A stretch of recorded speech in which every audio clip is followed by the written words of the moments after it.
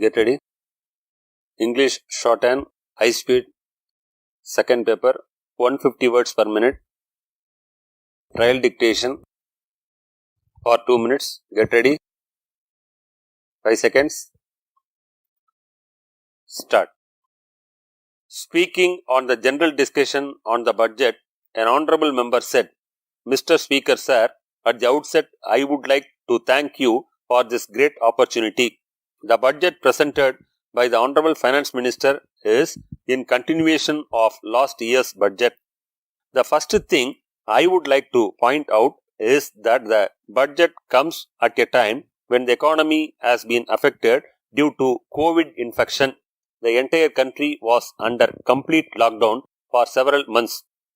However, despite the fact that the tax collection was less, I find that the government had allotted 50,000 crore rupees as additional funds to the health ministry to fight the pandemic.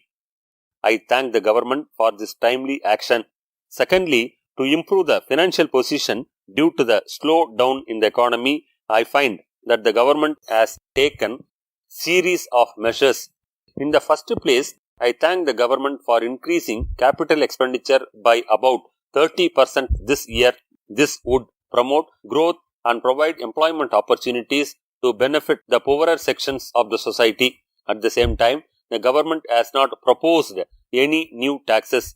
As a matter of fact, the government has announced moratorium allowing more time for repayment of loans by traders and farmers. This has got the support of the people from all walks of life, and it would help them improve their standard of living. The next point I would like to make is regarding national highways. It is a matter of great pleasure that the government has decided to undertake expansion of highways in the southern states in the next few years. I would congratulate the government in this regard. At the same time, I would like to request that the expansion of the Chennai to Bangalore highway should be taken up in the first phase.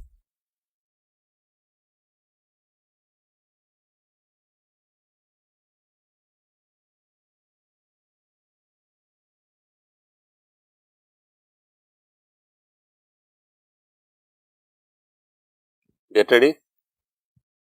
English Shorthand, 150 words per minute.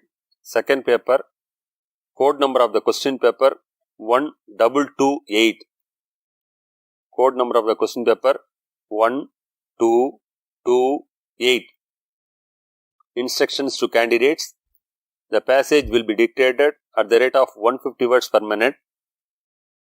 As soon as the dictation is over, condense the passage not exceeding 250 words using the indirect form of speech and the past tense. The number of words in the precis should be counted and noted at the end. 5 marks are reserved for your shorthand performance.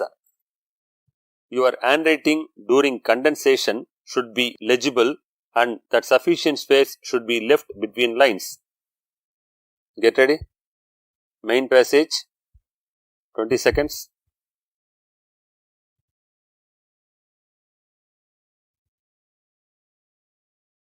Get ready.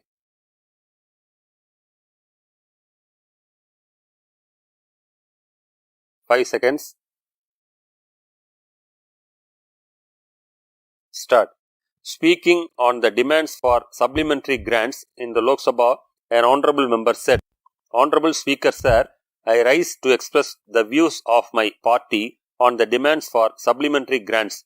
At the outset, I wish to request the Honorable Speaker to give me at least 15 minutes to speak so that I would be able to put forth all points on the floor of the House. As the first point, I wish to mention here that as honorable members of the House, we would raise the issues affecting the common people of this country. At the same time, I would like to bring to the notice of the House that we do not want to make personal criticisms against the finance minister.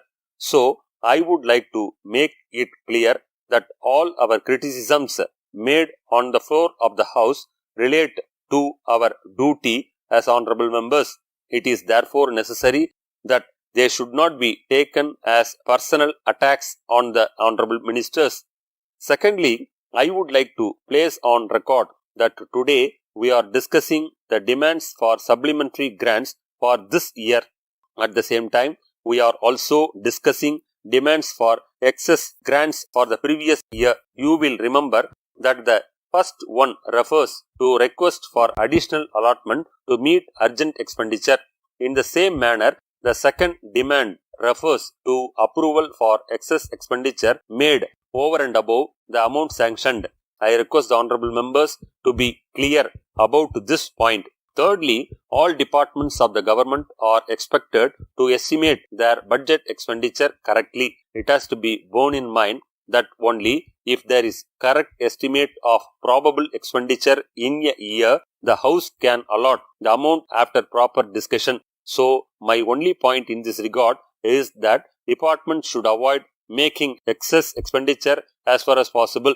Now, I would like to come to fourth point. I find that the Public Accounts Committee has reported that 2 departments have incurred expenditure over the funds allotted in the last 2 years. I would like to point out that one of them is the Finance Department. As a matter of fact, it is the Finance Ministry which has to guide other departments on how to prepare the estimate of expenditure correctly every year. Excess expenditure can be done only if there is sudden or urgent spending due to natural calamities or major disaster. I would therefore like to bring this sad state of affairs to the attention of the House. With these words, I now move on to the next point. Honorable Speaker Sir, in this connection, I would like to bring to your notice that the Revenue Department, in addition to the supplementary allotment, has incurred an additional expenditure of Rs 35,000 crores. It is a matter of great concern since the amount is quite high. My only point is this: if the Finance Ministry itself is not following the norms, what is the purpose of presenting the supplementary demands in the first place? So, I would request the Finance Ministry through the Honorable Speaker to stick on to the norms prescribed for preparation of the budget. Next, I would like to point out the reasons for such excess expenditure. As a matter of fact, it is a sorry state of affairs that there is lack of supervision on the part of the Finance Department.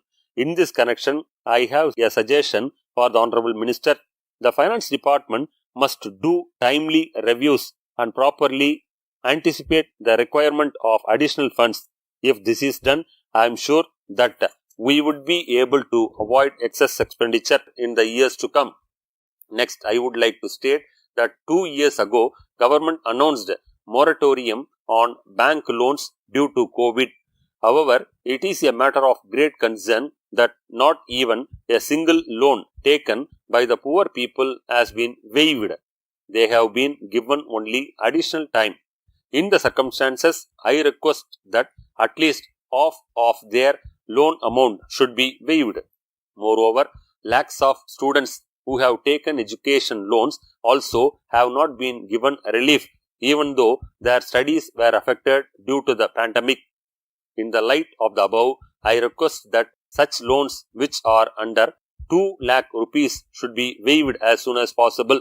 With these few words, I thank the Honorable Speaker and conclude my speech. Thank you.